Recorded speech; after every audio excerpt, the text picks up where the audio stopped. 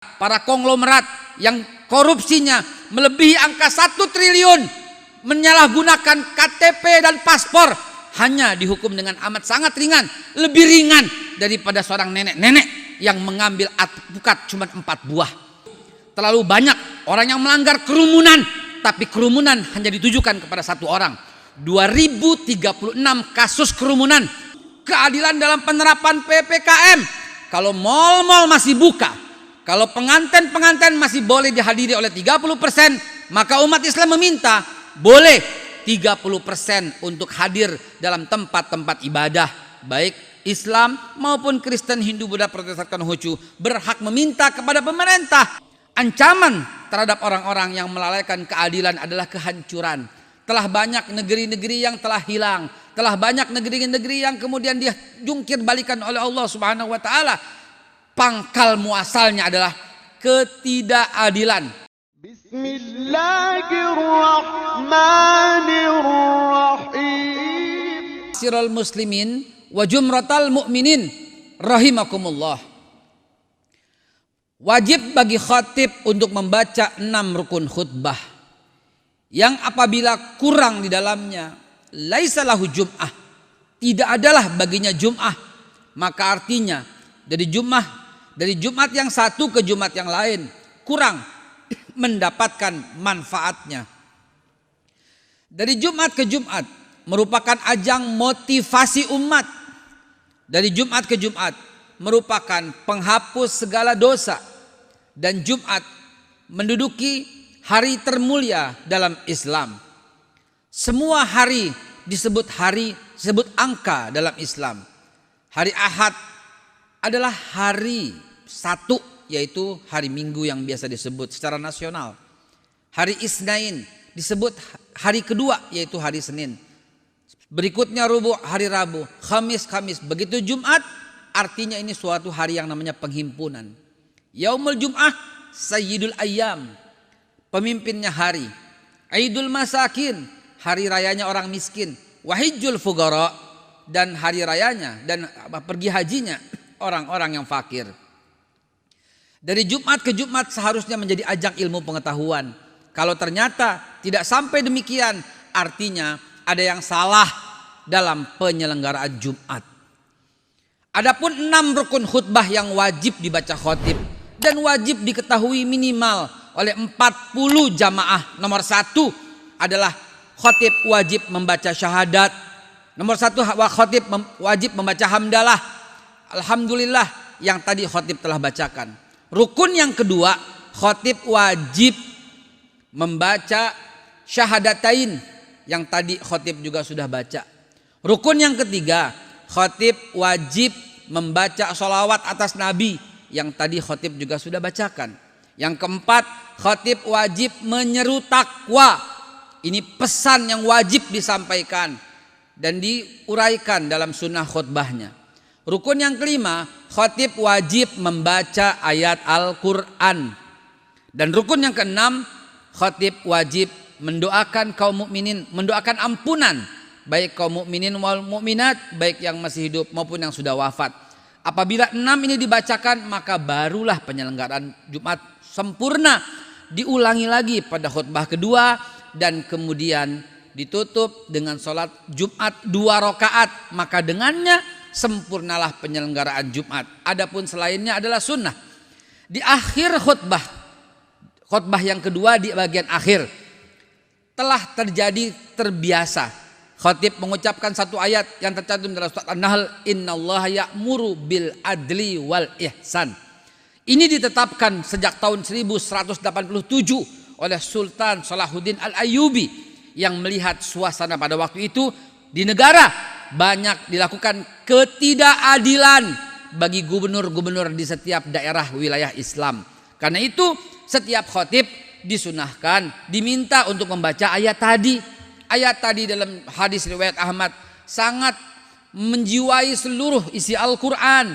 Karena itu khatib setiap akhir membaca innallaha ya'muru bil adli wal ihsan. Adapun azan 2 kali ditetapkan pertama kali oleh Khalifah Utsman bin Affan di tahun 646. Utsman bin Affan menetapkan 2 kali karena pada waktu itu harus diundang dulu orang-orang yang ada di pasar agar semua kumpul, dan ketika kumpul khatib naik dan kemudian dibacakanlah azan yang kedua kalinya. Itu ditetapkan sejak zaman Khalifah Utsman bin Affan sampai dengan hari ini. Adapun pada penutupnya khatib mengucapkan innallaha ya'muru bil adli wal ihsan sesuai dengan topik dan tema hari ini, yaitu keadilan, di mana apabila keadilan ditegakkan maka jadilah ketentraman. Apabila keadilan ditetapkan maka terlaksanalah surat Al-Quraisy, yaitu liilafi Quraisyin ilafihim rihlatas syita'i was-saif falyabudu rabb hadzal bait allazi at'amahum min ju'. Stabilitas ekonomi, Pak. At'amahum min ju', enggak ada yang lapar. Wa amanahum min khauf, enggak ada yang takut. Inilah mendirikan sebuah negara, menyelenggarakan sebuah negara, menjalankan sebuah negara, menjalankan amanah sebuah negara, dalilnya demikian, yaitu at'amahum min ju' wa amanahum min khauf. Negara harus menjamin enggak boleh ada yang lapar, dan negara harus menjamin enggak boleh ada yang takut. Ini amanah Allah Subhanahu wa taala. Dan itulah yang diterapkan dalam buku Al-Farabi sejak tahun 1050-an Masehi telah disusun. Itulah dalil sebuah penyelenggaraan negara itu adalah demikian. Dan alhamdulillah Pancasila kita mengamanahkan hal itu, diawali dengan dalil ketuhanan yaitu tauhid, kemudian kemanusiaan untuk kesejahteraan yang adil, kemudian menjaga persatuan dan diselenggarakan musyawarah yang keempat, dan yang kelima keadilan. Inilah yang menjadi PR bagi bangsa kita. Keadilan dalam hukum adalah sangat ternodai apabila seorang ibu di Jawa Tengah mengambil nggak sengaja 4 butir alpukat, dihukum dengan hukuman ancaman 6 tahun. Sementara para konglomerat yang korupsinya melebihi angka 1 triliun menyalahgunakan KTP dan paspor hanya dihukum dengan amat sangat ringan, lebih ringan daripada seorang nenek-nenek yang mengambil alpukat cuma 4 buah. Seorang kakek di Jawa Tengah pula ketika tidak sengaja dia menyangka mencabut singkong yang dia menyangka masih ada di wilayahnya, dihukum dengan ancaman hukuman 5 atau 6 tahun. Tapi pada saat yang sama koruptor yang mengambil dana bantuan likuiditas Bank Indonesia dan nggak mengembalikannya, dan kemudian kabur dan hilang sampai sekarang, dan ketemu dan hanya dihukum dengan hukuman yang amat sangat ringan. Ini merupakan tanda-tanda kehancuran suatu bangsa ketika keadilan sudah mulai dianggap sepele. Keadilan dalam penerapan hukum, terlalu banyak orang yang melanggar kerumunan, tapi kerumunan hanya ditujukan kepada satu orang. 2036 kasus kerumunan, dan hanya 2030 yang ke-1 saja yang mulai diproses, dan yang lain sampai saat ini belum pernah diproses. Ini mencederai dalam menyelenggarakan sebuah bangsa. Keadilan dalam distribusi sumber daya.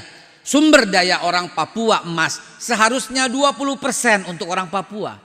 Sumber daya gas alam di Aceh seharusnya 20% untuk orang Aceh. Dari mana dalilnya? Dalilnya dari perintah Nabi Muhammad sallallahu alaihi wasallam, di mana Nabi Muhammad menjelaskan bahwa itu adalah yang disebut rikas. Rikas itu 20% untuk wilayah setempat.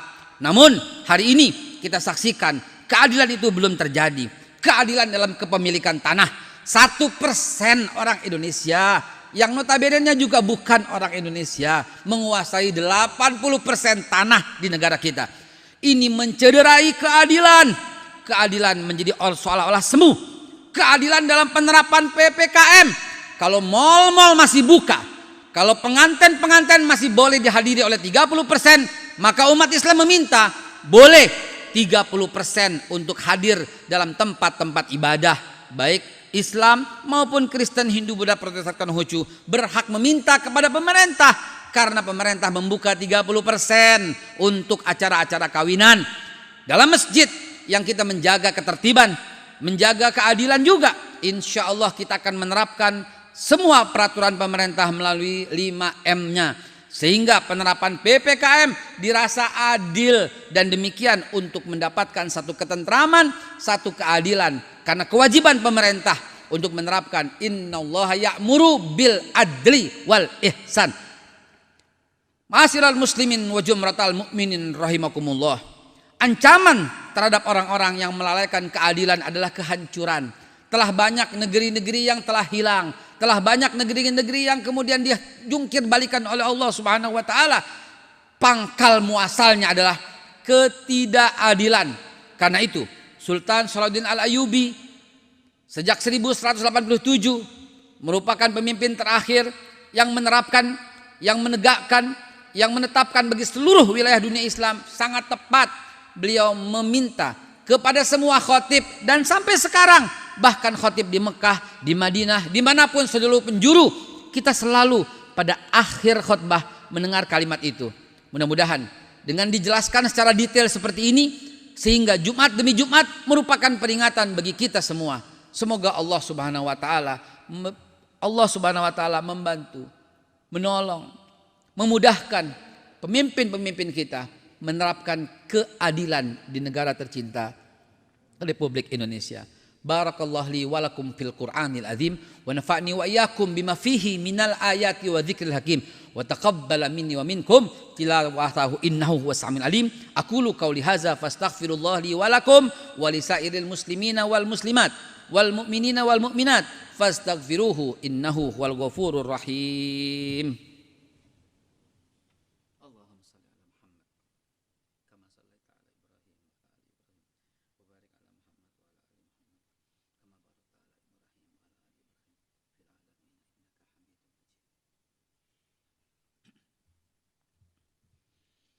Alhamdulillahi wahdah, sadaqa wa'dah, wa nasara abdah, wa'ada jundahu wa hazamal ahzaba wahdah. La ilaha illallah, asyhadu an la ilaha illallah wahdahu la syarikalah, wa asyhadu anna Muhammadan abduhu wa rasuluhu la nabiyya ba'dah. Allahumma salli wa sallim ala sayyidina wa habibina wa syafi'ina wa maulana wa zurina wa qurratu ayuna sayyiduna Muhammad ibn Abdillah wa ala alihi wa sahbihi wa mawalah. Qala Allahu ta'ala summa uthikum wa nafsi bitaqwallah ittaqullah mastata'tum ittaqullah haqqa tuqatih kama qala Allahu ta'ala fil Qur'anil Karim a'udzu billahi minasyaitonir rajim ya ayyuhalladzina amanu taqullah haqqa tuqatih fala tamutunna illa wa antum muslimun. Shadaqallahul azim. Ma'asyiral muslimin wa jumratal mu'minin rahimakumullah. Dalam khutbah yang terakhir ini, mari kita khususkan, kita khusyukkan, kita tagarrubkan, kita tadarruan, kita khufiatan kepada Allah Subhanahu wa taala. Karena ramai-ramainya kita menyelenggarakan Jumatan dan datang ke Jumatan dengan menyelenggarakan protap 5M ini. Mudah-mudahan Allah Subhanahu wa taala memberikan ketentraman, kedamaian, kesejukan, ketenangan dan kerasa hati yang gembira. Karena inilah yang merupakan peningkatan imun, dan insya Allah musibah yang sedang kita terima ini segera sirna dan kembali kita dalam menghidupi kehidupan normal berikutnya. Amin ya Allah ya rabbal alamin.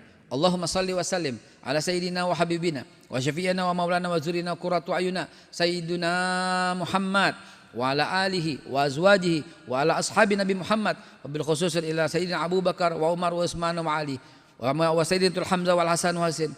Allahumma ya Allah wa alaina ma'ahum bi rahmatika ya arhamar rahimin. Allahumma ighfir lil mu'minina wal mu'minat wal muslimina wal muslimat al ahya'i minhum wal amwat innahu sami'un qaribun mujibu da'wat ya qadiyal hajat. Allahumma a'izz islam wal muslimin wa ahlikil kafarata wal musyrikin wa damir a'daka a'da'ad-din. Allahumma mazziq jam'ahum, Allahumma satit samlahum, Allahumma mazziq kulla mumazzaq. Allahumma kfinihim bima syi'ta, Allahumma kfinihim bima syi'ta, Allahumma kfinihim bima syi'ta. Allahumma malikal mulki tu'til mulka man tasha wa tanzi'ul mulka mimman tasha wa tu'idzu man tasha wa tudhillu man tasha biyadikal khair innaka ala kulli syai'in qadir. Tulijul laila fil nahar wa tulijul nahara fil lail wa tukhrijul hayya minal mayyiti wa tukhrijul mayyita minal hayyi wa tarzuqu man tasha'u bighairi hisab. Rabbana adkhilna mudkhala sidqin wa akhrijna mukhraja sidqin waj'alna min ladunka sultanan nasira. Allahumma ya Allah, berikanlah petunjuk dan hidayah dan jadikanlah orang mukmin dan muttaqin kepada para pemimpin-pemimpin kami. Jadikanlah presiden dan wakil presiden kami orang yang mukmin dan muttaqin. Jadikanlah para menteri-menteri kami orang-orang yang mukmin dan muttaqin. Jadikanlah para pejabat-pejabat kami orang-orang yang mukmin dan muttaqin. Jadikanlah para pengusaha-pengusaha kami pengusaha yang mukmin dan muttaqin. Jadilah ya Allah, jadilah para hakim dan jaksa kami adalah mereka orang-orang yang mukmin dan muttaqin. Rabbana atina fid dunya hasanah wa fil akhirati hasanah wa qina azabannar. Subhana rabbika rabbil izzati amma yasifun wa salamun alal mursalin walhamdulillahi rabbil alamin. Ibadallah, innallaha ya'muru bil adli wal ihsan wa ita'izil qurba wa yanha 'anil fakhsya'i wal munkar wal baghi. Ya salli wa sallim